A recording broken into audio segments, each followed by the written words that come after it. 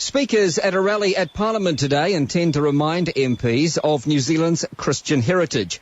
It's been organised for the first sitting day of the year to protest Speaker Trevor Mallard's decision to remove a reference to Jesus Christ from the parliamentary prayer. We have prayed a prayer at Parliament concluding with the words, "Through Jesus Christ our Lord," since 1854, the very first day of our Parliament, until Trevor Mallard changed it. Peter, good morning. I was wondering, do you feel this is a Christian country, or is this a secular country that is welcoming to all Christians? I'll answer that in a second, but what do you think?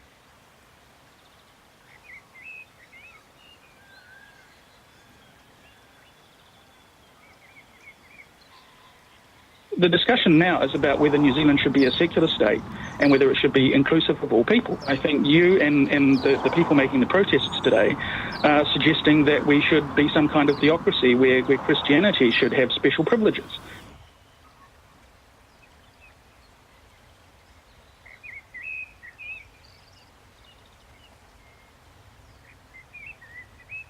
Tell me something. Where and why did you come to this conclusion or this form the attitude that you have?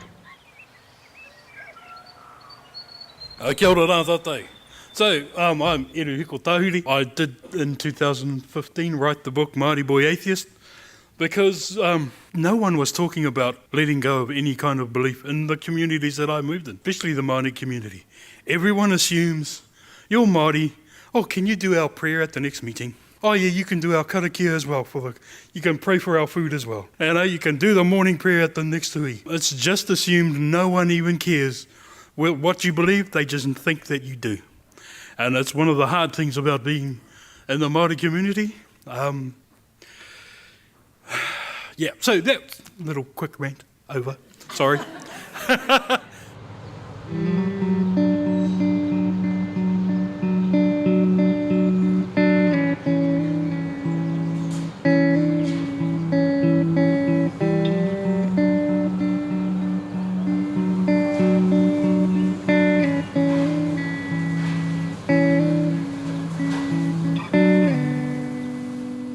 History of atheism, that's interesting. I think the oldest atheistic systems you can find in India, and atheism evolved along with the Vedic religions. And they were basically materialist in their outlook.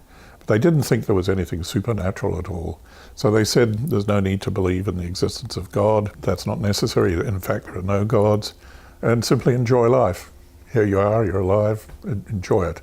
The next recorded kinds of atheism are in ancient Greece, and they came about at the time of the materialists, who said that all of reality was just atoms and nothing else, and we're just collections of atoms coming together and falling apart. There's no purpose to that. This can explain lots of things about the universe and our existence in it, but you don't have any need to postulate God at all. So the thing is, I don't like personally that the term atheist is basically talking about what you're not, right? You're not a theist. And it's kind of irrelevant because there's a large percentage of New Zealanders are technically non-religious / atheist, right? And there's no real importance to that. It's not like we don't have a commonality between 40% of the New Zealanders. They just don't happen to believe in a God. There's a few terms. I mean, there's the rationalist term. So, I mean, rationalism is talking about, I'll tell you what it's not. It's not a claim on our part that we're the rational ones and everyone else are not rational. I mean, that's a ridiculous thing. Rationalism is a ideology. It's a concept that we want to be making our decisions and our beliefs through reason.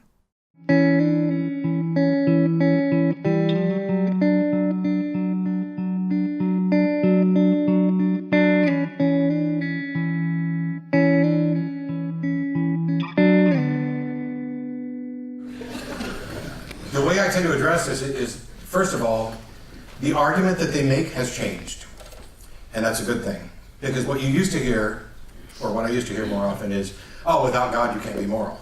Which is an implication that atheists and godless heathens simply are not moral. Well, that's so patently, obviously false, as godless heathens are running around doing good things all the time, just like everybody else, that they had to revise it. And now it's a much more philosophical position.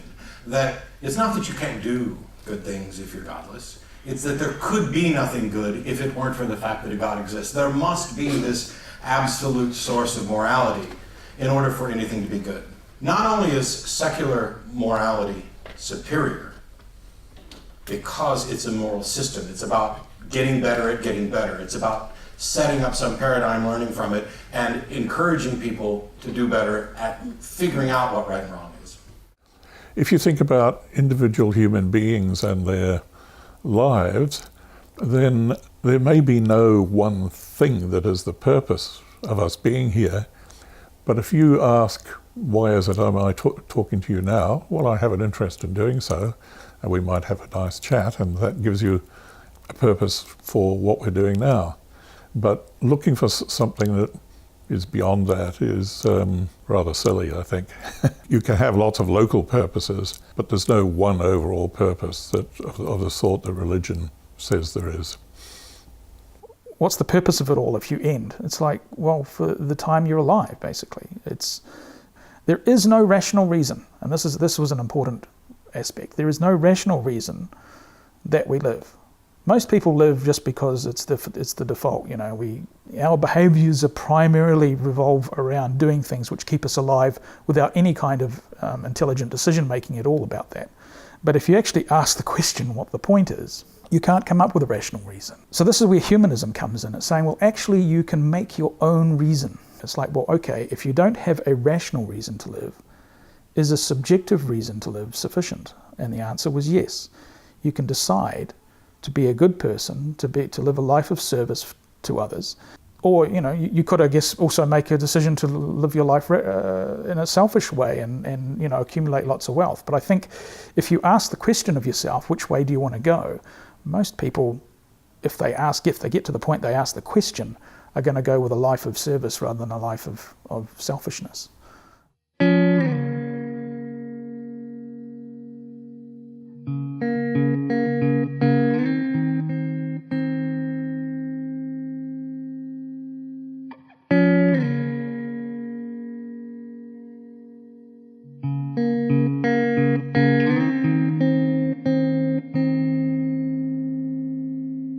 It's like we're small enough already.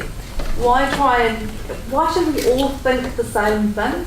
If we have enough in common, don't we have enough people to ally with whatever our own particular cause is? If you want to attract people who aren't just white mathematicians, surely you have to be just like a little tolerant. People just don't agree with every single thing you believe in, as long as they just believe with the majority of what you believe in. So I'm not talking about cutting people out of a movement at all. I'm not talking about having a litmus test for, in order for you to be a part of our skeptic organization, you need to believe this and this and this and this. Nope. In order to be a part of a skeptic group, the only thing you need to do is be a skeptic and want to be a better skeptic, hopefully. I mean, I don't even think you necessarily have to do that to be a member. I mean, I think they'll take your dues anyway, but it's a goal that we should encourage.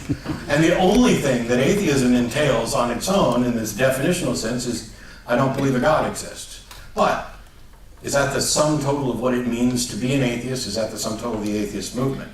Hardly, because once you get rid of this God thing, there's still an entire universe to explore, and we can come to right answers about that.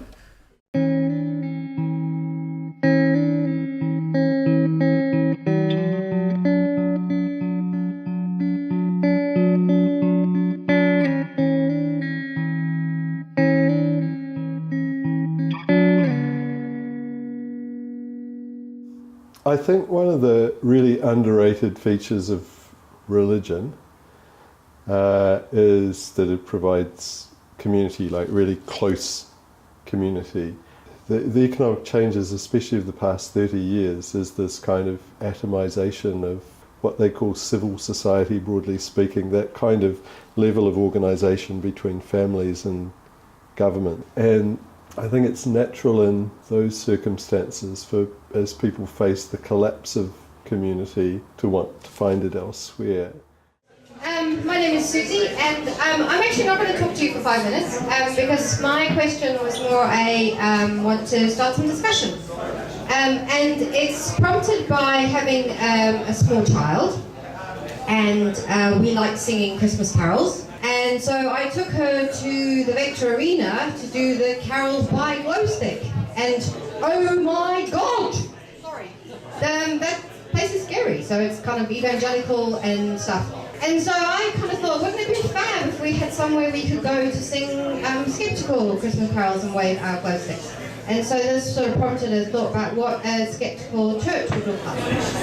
There's a group who call themselves the Sunday Assembly, and they have started in the UK, have started moving over to the US, have had sessions in Melbourne, and essentially they consider themselves to be a church without a church. They have songs which praise science, they have science lectures, they have the opportunity for people to talk about science, and essentially have gatherings together on a Sunday in order to build up a community, and yet it's not church. So the Sunday Assembly, who would go to something like that? Would anybody go?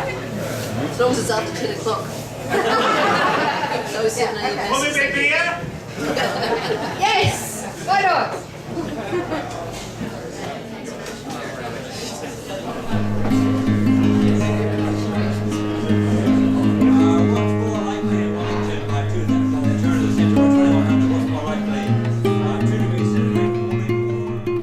And I think that's why I'm a humanist as well, because I've always believed in humans. I don't believe in a God, you know.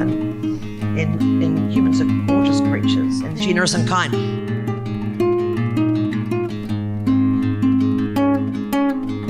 There's a few solutions to that. One is I'm an atheist, so I believe that this is all made up, which means that humans can just make it up however they want, even if it's literal. I think people often put their humanity in front of their book if their loved ones are on the line. Okay, but the key thing is, where is the world headed? This is very complicated, but one real variable to pay attention to is fertility rates, okay? You secular people are not reproducing, and there's too much of that, like, you know, whatever, birth control, vasectomies, all that stuff, that's happening here. And it's not happening in the super highly religious. Again, we need to understand religion. You can sit there and lament it, you can love it, you can, but it's something that's part of what motivates people. Question 6. Life has no meaning a priori. It's up to you to give it a meaning. Value is nothing but the meaning that you choose. Was that Jean-Paul Sartre? Was it Jean-Paul Getty? Was it Jean-Paul Gaultier?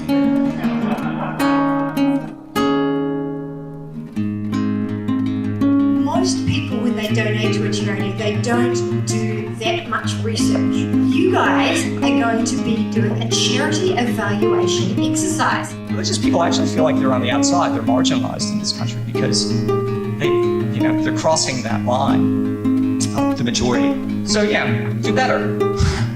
My desire in New Zealand is that we go from a nation of people who believes there are givers and receivers to a community of people who are looking after each other. Peace out.